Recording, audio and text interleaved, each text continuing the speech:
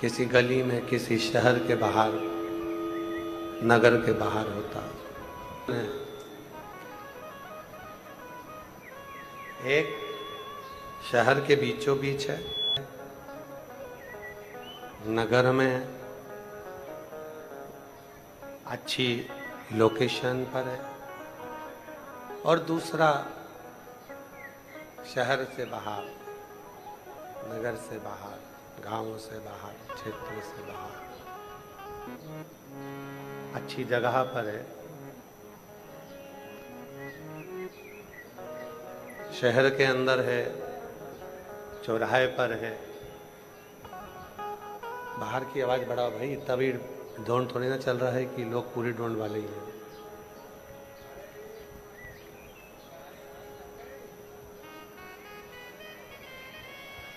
हैं?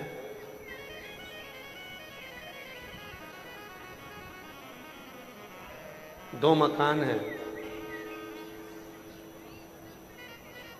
एक मकान चौराहे पर है, अच्छी लोकेशन में है, शहर में है। दूसरा मकान गली में है।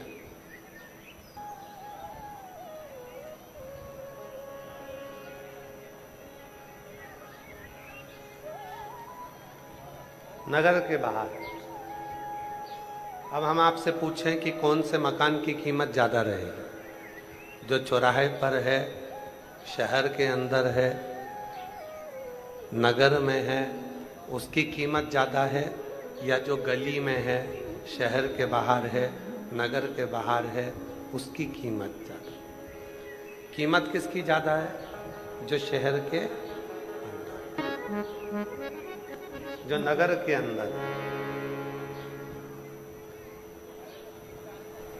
जो शहर के अंदर है, नगर के अंदर है, चौराहे पर है, उसकी कीमत ज़्यादा होती है। जो बाहर है, नगर के बाहर, गांव के बाहर, खेड़े के बाहर, शहर के बाहर, गली में, उसकी कीमत कम। मनुष्य वो होता है जो संसार के सारे बेकार कर्म में डूबा रहता है, और एक मनुष्य वो होता है जो भगवत भजन में डूबा रहता है, स्मरण में डूबा रहता है। शिव कथा कहती है, भगवान शंकर का चरित्र कथा है, शिव महापुराण की कथा कहती है, भगवान शंकर की कथा श्रवण करने वाला, गुरु के चरणों में मत्था टेकने वाला, भगवत स्मरण में डूबने वाला, भगवत मंत्र का जाप करने वाला, भगवत नाम का स्मरण करने वाला, जिसको कोई साधारण व्यक्ति समझ नहीं सकता, जिसको कोई साधारण व्यक्ति नहीं समझ सकता। वो कहते हैं ना, तुम्हारे दरवाजे पर पहुंचने के बाद मेरी कीमत क्या है? शिव महापुराण की कथा में पहले भी वर्णन किया, आज फिर करते। मक्खी किराने की दुकान पर बैठी, उसकी कोई कीमत नहीं है। मक्खी सब्जी पर जाकर बैठी, उसकी कोई कीमत नहीं है। मक्खी शक्कर पर जाकर बैठी, उसकी कोई कीमत नहीं है। मक्खी फल पर जाकर बैठी, उसकी कोई कीमत नहीं है। पर मक्खी जब हीरा तुल रहा हो और उस हीरे पर जाकर बैठ जाए, तो मक्खी की कीमत भी करोड़ों में हो जाती है, लाखों में। की कीमत कब बढ़ी? जब वो हीरे पर जाकर बैठ गए। जब तक मक्खी हीरे पर नहीं बैठी थी, सब्जी पर बैठी थी, तो मक्खी की कोई कीमत नहीं थी। फल पर जाकर बैठी थी, मक्खी कोई कीमत नहीं थी। पर वही मक्खी जब हीरा ज्वेलरी की दुकान पर, जेवर वाले की दुकान पर तुल रहा हो और उस हीरे पर मक्खी बैठ जाए, तो मक्खी भी करोड़ों की हो जाती है, लाखों की हो जाती है। मक्खी ये आप पर और हम पर निर्भर करता है कि अपन कहां बैठे हैं। तुमरुका जी कथा कर रहे हैं, चंचुला देवी कथा श्रवण कर रही है। चंचुला दी ने कहा, तुमरुका जी, मेरे पति प्रेत योनि में पड़े हुए हैं। मेरा पति बिंदु प्रेत योनि में पड़ा हुआ। मेरा पति बिंदु प्रेत योनि में पड़ा हुआ है और हम यहां आपके सम्मुख में बैठकर कथा को श्रवण कर रहे हैं। मेरा पति तो प्रेत है, वो प्रेत योनि में चला गया, प्रेत योनि में पड़ा हुआ। तुमरुका जी मुस्कुराकर बोले, चंचुला, तुम्हारा पति प्रेत योनि में था, पर जब से शिव महापुराण की कथा में तुम्हारा पति आकर बैठा है, तब से वो प्रेत योनि में नहीं, देव योनि में आ गया है और भगवान शंकर की शरणागति में आ गया। वो प्रेत योनि में था पर अब नहीं है। अब वो शिव की शरण में आकर, भगवान शंकर की शरण में आकर कथा को श्रवण कर रहा है और वो देव योनि में आ गया। शिव कथा कहती है, भगवान शंकर का चरित्र कहता है, शिव महापुराण की कथा कहती है। आप जब तक संसार के लोगों में पड़े हुए हो, आपकी कोई कीमत नहीं, पर जिस दिन आप भगवान शिव के इस पवित्र शिव महापुराण की कथा में आकर बैठ गए, समझ लेना कि आपकी कीमत करोड़ों में हो गई। आप कोई साधारण व्यक्ति नहीं, तेरे दरवाजे से कोई खाली नहीं गया, और ये मैंने अनुभव किया।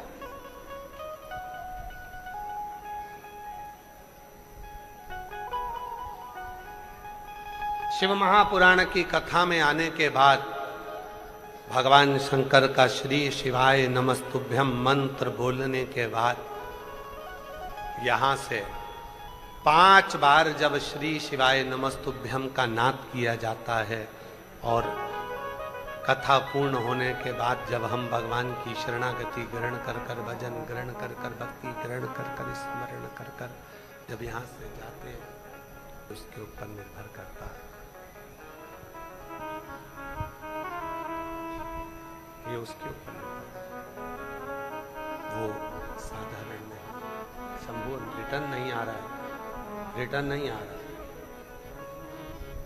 ये वक्त से चल रहा है, ऊपर वाले कान लगा।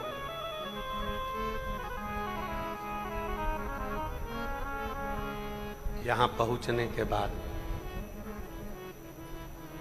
शिव महापुराण की कथा में आने के बाद, शिव कथा को श्रवण करने के बाद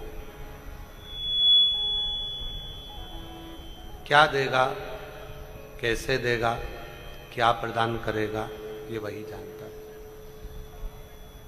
ये उसी के ऊपर निर्भर करता है।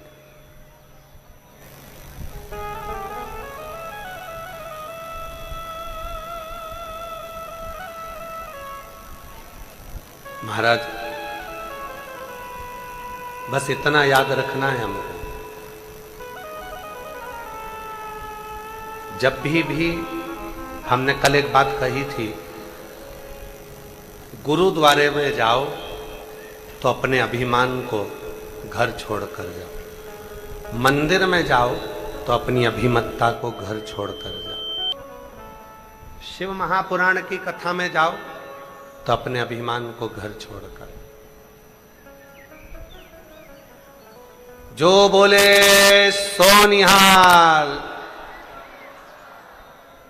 गुरु की शरणागति में, शिव की शरणागति में, परमात्मा की शरणागति में अपने अभिमान को दूर रखकर फिर शिव के पास, फिर गुरु के पास, फिर परमात्मा के पास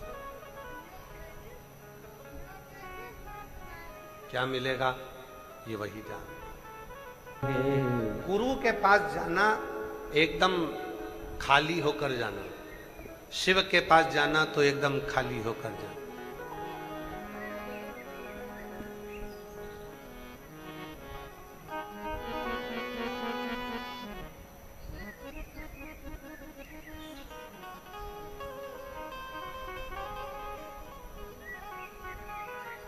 खाली होगा। अच्छा एक बात पूछे आप लोगों से, बोलेगा जरा भटिंडा पंजाब वालों, जरा बड़ी प्रेम से बताइएगा। मोबाइल में बहुत सारे फोटो भरते जाओ, व्यर्थ के फोटो इकट्ठे करते जाओ, करते जाओ, करते जाओ, करते जाओ, करते जाओ, व्यर्थ के जो काम के ही नहीं है। चलेगा? अरे बोलो तो जम के नहीं चलेगा, हैंग मारेगा, अटक जाएगा, काम नहीं करेगा, बार बार बटन दबाना पड़ेगा, तो भी वो थोड़ी देर इंतजार करना पड़ेगा, फिर थोड़ा घूमेगा, फिर चलेगा। व्यर्थ की फोटो मोबाइल में मोबाइल को हैंग कर देती है, और व्यर्थ की बातें दिमाग को हैंग कर देती है, मन को हैंग कर देती है। व्यर्थ जब मोबाइल में फालतू के फोटो रखते गए रखते गए रखते गए तो मोबाइल सही नहीं चलता। मन के अंदर अगर व्यर्थ की बातें रखते गए रखते गए रखते गए तो ये मन भी भगवान में नहीं लग पाता, ईश्वर में नहीं लग पाता, अटक जाता।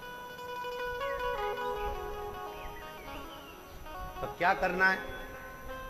मोबाइल सही चलाना है तो व्यर्थ के फोटो को डिलीट करना प्रारंभ कर दो, और अगर शिव से दिल लगाना है तो व्यर्थ की बातों को डिलीट करना प्रारंभ कर दो। अपने मन के अंदर व्यर्थ की बातों को लेकर मत।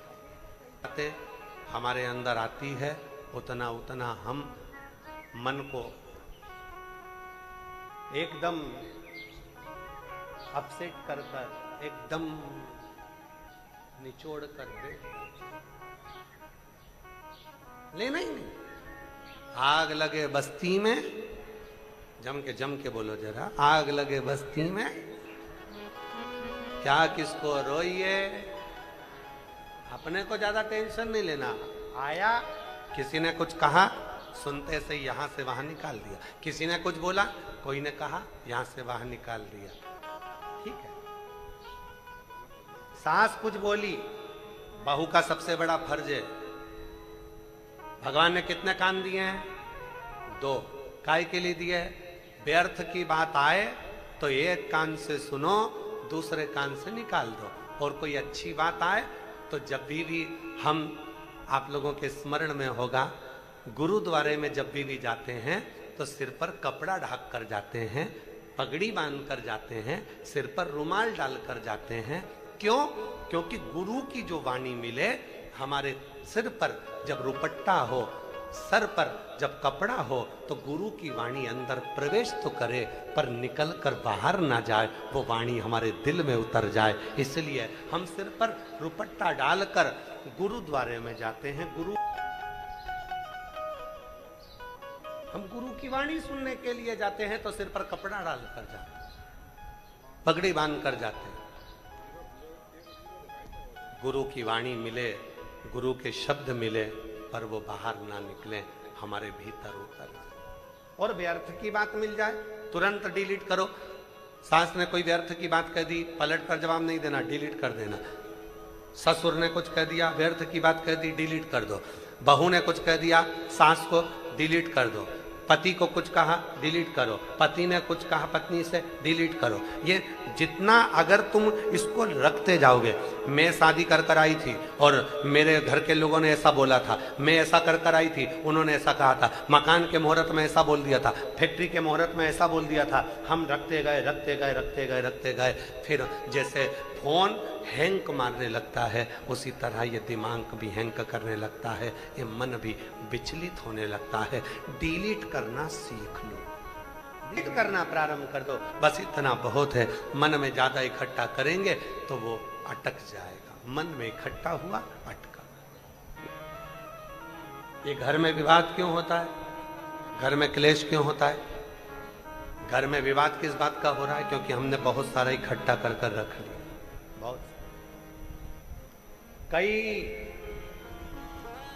कई देवरानियों को देखा है, कई जेठानियों को देखा है, कह देती हैं इतना भरा पड़ा है मेरे मन के अंदर, एक दिन मौका मिलेगा ना तब बताऊंगी। मतलब अभी तक पूरी डिलीट ही नहीं करा, अभी तक भर के रखा, डिलीट ही नहीं। आन दो एक मौका, तब मैं बताऊंगी। मैंने इतना अंदर अपने बसा कर रखा है, जिस दिन मुझे मौका मिला ना, मैं पूरी पूरी भर चुकी हूं। अरे तो क्यों भर रही हो, डिलीट करो ना। भगवत भजन में लग जाओ। बोलने वाला बोलता रहेगा, कहने वाला कहता रहेगा, और आप अपना स्मरण करते चलो।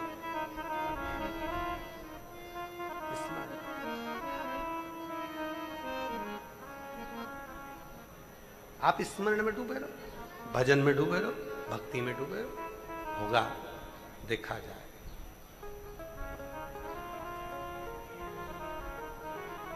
चित्त को परमात्मा में लगाना जरूरी है।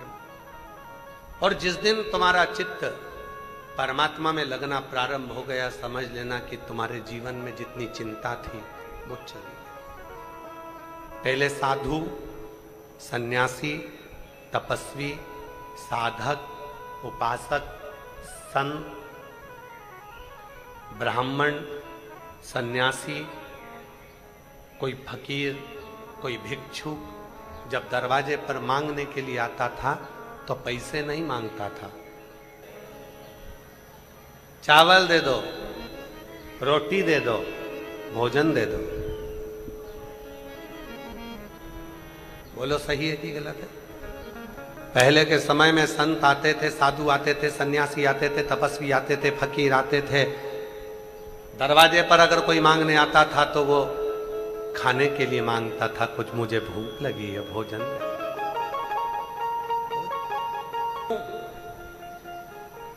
किस लिए?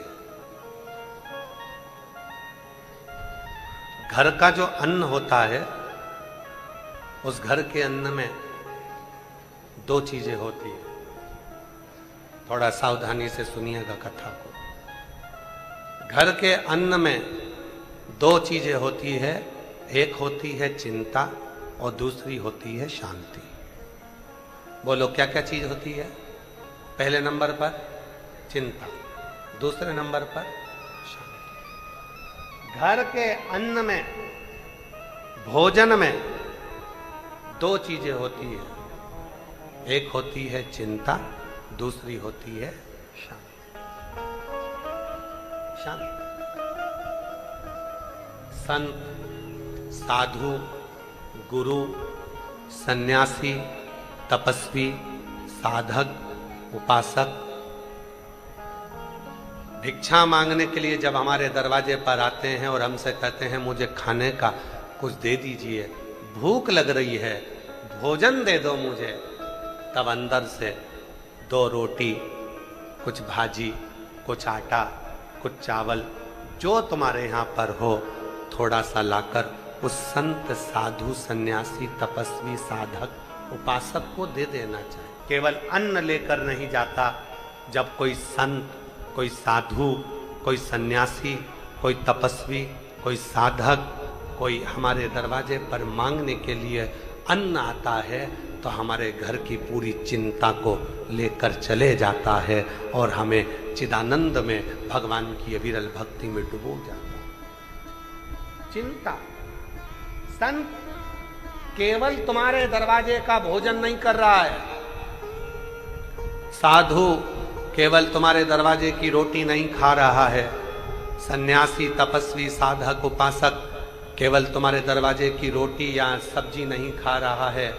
संत, साधु, सन्यासी, तपस्वी, साधक, उपासक तुम्हारी चिंता को लेकर वो भी समाप्त कर देता है।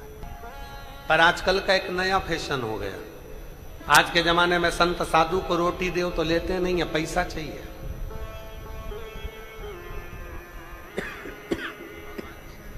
धन चाहिए, और धन भी अगर 5 रुपए दे दो तो गाली देकर चले जाए। 10 रुपए दो, 20 रुपए दो, 50 का नोट दो, 100 का नोट दो, थोड़ा बहुत तो चाहिए ही नहीं। क्योंकि असली साधु है ही नहीं। असली जो सन्यासी होता है, असली जो संत होता है, उसको तो थोड़े से दरवाजों पर जाकर अन्न की भिक्षा मांगना होती है, और वो भिक्षा मांग कर पाकर अपने उदर की तृप्ति कर कर चल देगा। उसको तुम्हारे वैभव से, उसको तुम्हारे धन से कोई मतलब, उसको धन नहीं चाहिए। वो तो आवाज लगा कर कहेगा मां भूख लगी है, भोजन दे। माता भिक्षाम देही, मुझे भूख लगी है, भोजन ला दो। कुछ थोड़ा बहुत भी अगर खाने का हो तो दे दीजिए, रोटी दे दो, सब्जी दे दो, जो तुम्हारे यहाँ आटा हो, चावल हो, शक्कर हो, कुछ तो दो, मेरे को खाना है। अर्थात वो केवल भोजन लेकर नहीं जा रहा है, वो तुम्हारे घर की चिंता को लेकर जा रहा है, तुम्हारे घर का व्यर्थ की चिंता वो लेकर। घर के अन्न में दो चीजें होती है, एक चिंता, एक शांति। घर का अन्न घर में तैयार हुआ, कोई संत साधु उस अन्न को मांग कर लेकर गया, समझ लेना तुम्हारी चिंता आज लेकर चला गया है। कोई ब्राह्मण, कोई साधु, कोई सन्यासी तुम्हारे घर भोजन कर ले, समझ लेना कि तुम्हारी चिंता को उसने निगल लिया है। और दूसरे नंबर पर है कि अन्न में शांति होती है। जब घर में भोजन बनाने वाली माँ, भोजन बनाने वाली स्त्री, भोजन बनाने वाली नारी, भोजन बनाने वाली कोई घर में जो भी भोजन बना रहा है, अगर उसके मन के अंदर परमात्मा का निवास है, शांति है, तो भोजन में भी शांति हो।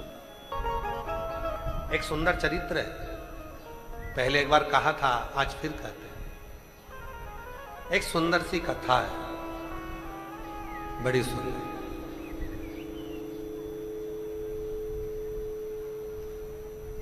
बड़ी सुंदर सी कथा।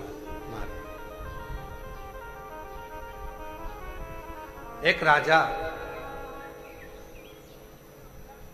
खूब टेंशन में रहता था, खूब टेंशन। राजा इतना टेंशन करता था, इतना टेंशन करता था कि राजा को भी समझ में नहीं आता था कि मैं इतना चिंता में, इतना टेंशन में कैसे रहूं। आवाज,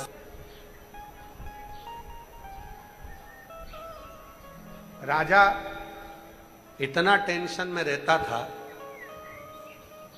कि राजा को भी समझ में नहीं आता था कि मुझे इतनी चिंता क्यों, इतना टेंशन। इधर की आवाज खोल दो। राजा को समझ में नहीं आता था कि मैं इतना टेंशन में क्यों। राजा ने अपने मंत्रियों को बुलाया, पूछा कोई विद्वान ज्योतिष आचार्य को लेकर आओ, पूछो कि मेरे मन में इतनी अशांति क्यों रहती है। किसी ज्योतिष आचार्य ने कहा तुम्हारे ग्रह बेकार चल रहे हैं।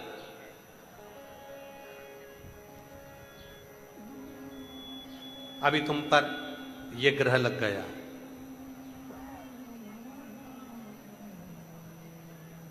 फिर किसी दूसरे को बुलाया, तुम्हारे अभी समय बेकार चल रहा है, ये नग पहन। नग पहना, पत्रिका दिखाई, ज्योतिष आचार्य को हाथ दिखाया, सब कुछ करा, फिर भी राजा को शांति नहीं मिल रही थी। शांति। रात भर जगता था, भोजन में मन नहीं लगता था, टेंशन टेंशन टेंशन टेंशन, चारों समय, हर पल हर घड़ी उसे टेंशन ही रहता था। हर घड़ी हर पल उसको चिंता ही रहती थी, टेंशन। सारे ज्योतिष आचार्य हार गए, विद्वत जन हार गए, समझ में नहीं आया कि राजा को अशांति क्यों है। और यह केवल राजा की कथा नहीं है। ओ भटिंडा की जीजियों, भटिंडा के जीजाओं, पंजाब की मेरी बहनों, मेरी बेटियों, मेरे बेटाओं, मेरे बुजुर्ग माँ बाप, याद रखना ये केवल राजा की कथा नहीं, यह अपन सब की कथा है। सबको दिखाया, ज्योतिष आचार्य को हाथ भी दिखाया, पत्रिका भी दिखाई, नग भी पहना, सारा सब कर कर देख लिया, परंतु उसका कोई सुख का अनुभव। शंभु शंभु शंभु शंभु शंभु शंभु शंभु, सब कुछ कर कर देख लिया, पर कोई अनुभव नहीं, कोई शांति नहीं। आखिरी में राजा ने सब समाप्त करा और राजा अपने गुरु के पास गया।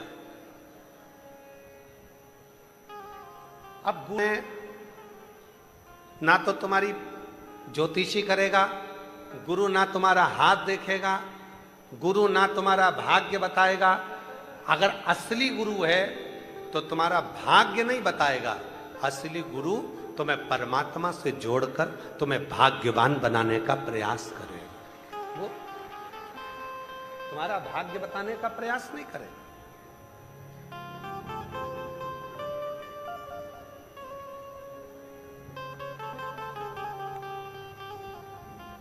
आप लोगों को मालूम होगा कि हम किसी से मिलते नहीं हैं, मालूम है ना आप लोगों को, हम मिलते नहीं।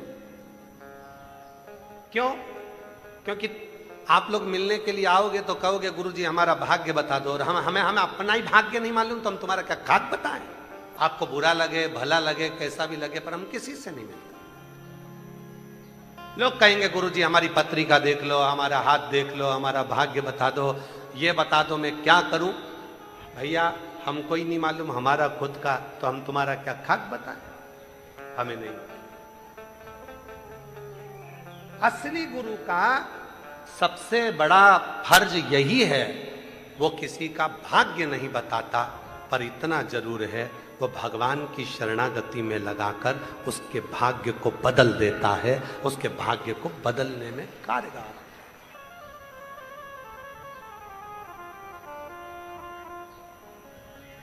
राजा अपने गुरु के पास गया।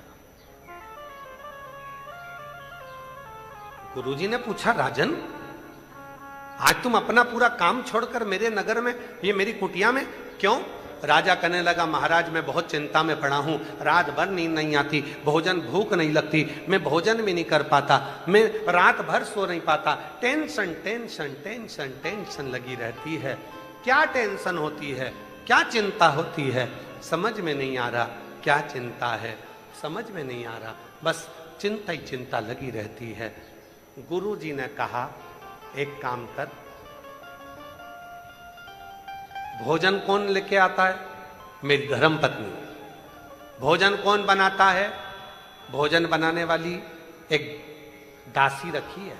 कहा वो भोजन बनाने वाली जो है उसको बुला, उससे पूछ तेरे घर में कोई परेशानी तो नहीं है। राजा ने भोजन बनाने वाली को बुलाया, पूछा तुम्हारे घर में कोई तकलीफ है क्या? उस भोजन बनाने वाली ने कहा बारिश आने वाली है, मेरा ऊपर का छत पूरा टूटा हुआ है, पिछले वर्ष भी पानी टपकता रहा, पूरा घर गीला हो जाता था, बच्चों को खाने को नहीं मिलता था, वो चिंता मेरे दिमाग में रात दिन चलती है। बस राजा को समझ में आ गया ये दासी भोजन बनाती है, चिंता करते करते भोजन बनता है तो मैं भी चिंता में पड़ जाता हूँ। राजा ने उसी दिन दासी का मकान बनवा दिया, चिंता खत्म हो गई, राजा का चिंता भी समाप्त हो गई, नींद भी आने लगी, भोजन में भी सुख होने लगा, सारा सुख राजा को मिलने लगा, शांति हो। भोजन बनता है उसमें दो चीजें होती है, एक चिंता एक शांति। घर के भोजन में दो चीजें हैं, एक चिंता है एक शांति। असली गुरु उस चिंता को मिटाने का जो जड़ है उसको ढूंढता है। एक पत्र अच्छा है, देखिए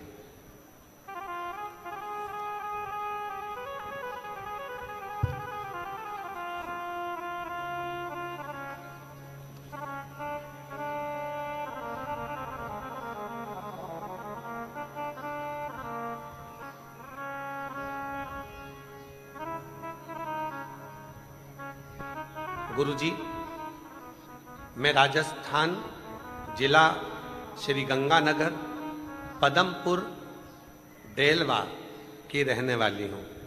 मेरी उम्र 28 साल की है। कहीं बैठी हों तो आ सकती हैं। इसमें नाम शायद लिखना भूल गई होंगी। कहीं बैठी हों, पत्र छोटा सा है, अगर कहीं बैठी हों तो आ सकती हैं। हर हर महादेव। गुरुजी आपके चरणों को प्रणाम करती हूँ। गुरुजी मैं राजस्थान जिला श्री गंगानगर पदमपुर डेलवा की रहने वाली हूँ। गुरुजी मैं 28 वर्ष की हूँ। पिछली कथा बठिंडा पंजाब की कथा में हमने 3 इच्छा मांगी थी। सुना था सीहोर वाला बाबा कथा करता है, पंडाल में बैठकर जो मांगो वो मिलता है। मैं 3 इच्छा कर कर यहाँ से चली गई थी। भटिंडा पंजाब की कथा में 3 बातें बाबा को बोलकर, क्लीन करो, आवाज को क्लियर करो, 3 बातें बोलकर बाबा को चली गई थी। गुरुजी मेरी पहली बात थी, मेरी बुआ जी के गले में कैंसर की गठान हो गई थी। गुरुजी बाबा से बोल कर गई थी, बाबा तू कैसे भी कर कर उस गठान को गला देना। यहाँ से गई, मिट्टी ले गई, अपनी बुआ जी को दे दी। वो मिट्टी मेरी बुआ ने लगाना प्रारंभ करा। डॉक्टरों का इलाज करा थी, क्योंकि आप कहते हो कि डॉक्टर शिव का एक रूप होते हैं। आए बीमारी आए तो सबसे पहले डॉक्टर के पास जाओ, क्योंकि डॉक्टर शंकर है, उसका इलाज करो। वो जांच बोले जांच कराओ, दवा बोले दवा खाओ, और फिर शिव जी पर भरोसा कर कर उसकी दवाई लेना प्रारंभ करो। मेरी बुआ जी ने वही करना प्रारंभ करा, और बाबा की ऐसी कृपा हुई गुरुदेव, मेरी 3 इच्छा में से 1 इच्छा बाबा ने पूरी करी। मेरी बुआ के गले का कैंसर समाप्त हुआ। गुरुदेव दूसरी मैंने इच्छा करी थी, भोलेनाथ जी से कहकर गई थी, बाबा या तो मेरी सरकारी नौकरी लगा दे, या मेरे लिए जो अच्छा हो वो तू काम करा दे। बाबा ने ऐसी कृपा करी गुरुदेव, भटिंडा पंजाब की कथा सुनकर गई, 3 महीना भी नहीं हुआ और बाबा ने ऐसी कृपा करी, मेरा खुद का दुकान खुलवा दिया। और मेरा दुकान खुलवा कर बाबा ने मेरा स्वयं का व्यापार चालू करवा दिया।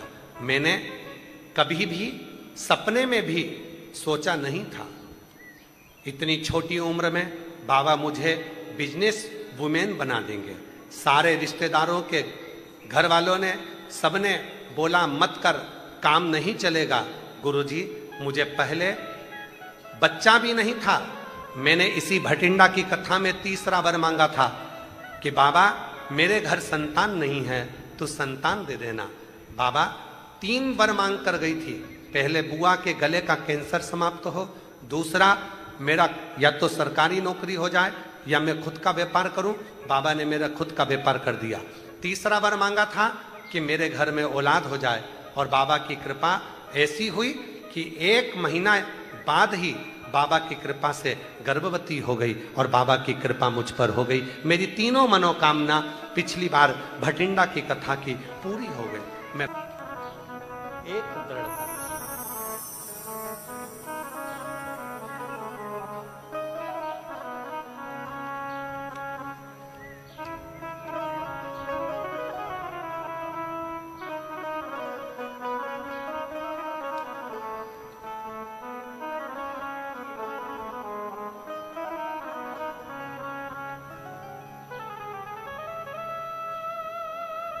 बेटी ने लिखा है किसी ने, आज फादर्स डे है और भोले बाबा जी मेरे पिताजी हैं, इसलिए उसने एक सुंदर ग्रीटिंग बनाकर भेजा है। सुंदर बना। और बेटी ने लिखा है, पिता का कोई दिन नहीं होता, बल्कि मेरे बाबा से हर दिन मुलाकात होती है, वही मेरे पिता हैं। नाम है कोमल, पति का नाम है रजत खरोड़, भटिंडा की रहने वाली है। कहीं बैठी हो तो हाथ हिला सकती हैं। भटिंडा से कोमल, पति का नाम रजत खरोड़।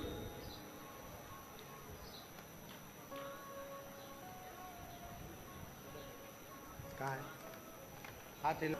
जब विश्वास भीतर उत्पन्न होगा, दृढ़ होगा, तो शिव जरूर मिलेगा, भगवान शंकर जरूर प्राप्त होंगे, मिलेंगे। घर के अन्न में दो चीजें होती हैं, एक चिंता भी होती है, एक शांति भी होती है। चिंता भी है, शांति। साधु, संत, सन्यासी, तपस्वी, साधक, उपासक भिक्षा मांगे, अन्न की, अन्न दे दो। भोजन कौन बना रहा है, कैसे बना रहा है,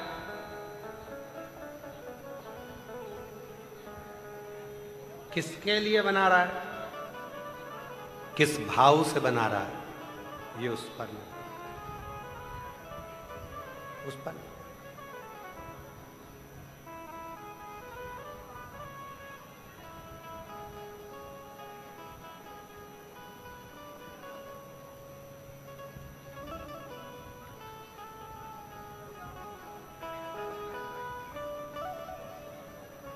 एक बार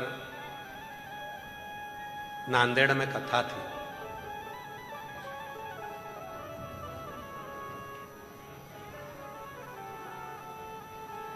डॉक्टर साहब ने कथा करवाई थी नांदेड़ में। तो नांदेड़ साहिब में दर्शन करने के लिए जब गए तो लंगर में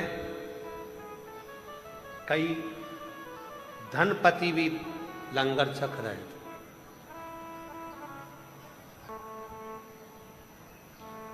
किसी से पूछा कि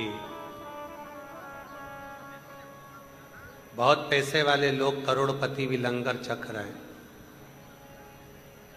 उन्होंने कहा, गुरुजी, होटल का भोजन तो बार बार मिल जाता है, ढाबे का भोजन भी बार बार मिल जाता है, पर गुरु की शरणागति का भोजन बहुत कम मिलता है और जो पाता है वो निहाल हो जाता है। जो वो निहाल। किस भाव से बनाए भोजन, किसके लिए बनाए भोजन, किसको भोग लगाया गया इस भोजन का, किस भाव का है वो, हमें सुख देता आता है। शिव पुराण का एक बड़ा सुंदर सा चरित्र आता है। एक बार माता पार्वती जी ने भोजन बनाया, वो भोजन बनाकर माता पार्वती जी ने भोजन बनाया, सबको सूचना दी, भोजन तैयार है, भोजन करो। सब आए।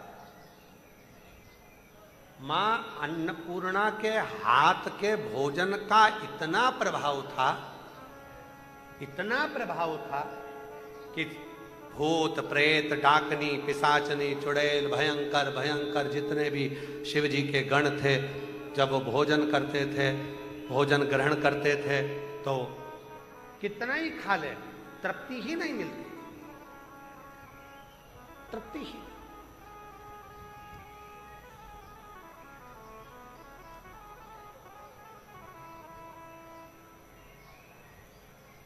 एक बेटे से पूछा जाए ना कि सबसे अच्छा भोजन किसके हाथ का लगता है, भले वो झूठ बोलेगा कि मेरी पत्नी अच्छा भोजन बनाती है, झूठ बोलेगा, पर सही में उससे पूछा जाए कि सबसे अच्छी दाल सब्जी पराठा अगर कौन बना सकता है, तो चुपचाप से कान में आकर कह देगा मेरी मम्मी बना सकती है। कभी कभी बेटियां छाती ठोक कर देती हैं, शादी होकर आ गई तो क्या हुआ, फिर भी मेरे मायके में मेरी मम्मा के हाथ का कभी तुम भोजन करके देखना, मेरी माँ जो भोजन बनाती है ना उसके बराबर कोई भोजन नहीं बना सकता। मेरी माँ जब हलवा बनाती है, सीरा बनाती है, मेरी माँ हलवा तैयार करती है, सीरा तैयार करती है, मेरी मम्मा ये बनाती है, मेरी मम्मा वो क्यों क्यों क्यों? उसको मालूम है कि एक माँ के हाथों में अन्नपूर्णा का निवास होता है। और जब वो दिल से बनाती है अपने बच्चों के लिए, अपने परिवार के लिए, जब पूर्ण समर्पण के साथ बनाती है, तो फिर उसके अंदर अहमता का भाव नहीं रहता, केवल देने का भाव, समर्पण का भाव रहता है, तो भोजन में स्वाद बढ़ जाता है। ये हमारे कर्म का भोग हमको भोगना। पहले कथा में आपको कहा, अपने को छींकना है तो छींकना अपने को पड़ेगा। खांसी अपने को आई है तो खांसना, बोलते जाओ जम के, अपने को पड़ेगा। भूख अपने को लगी है तो भोजन अपने को करना पड़ेगा। नींद अपने को आ रही है तो सोना भी अपने को पड़ेगा।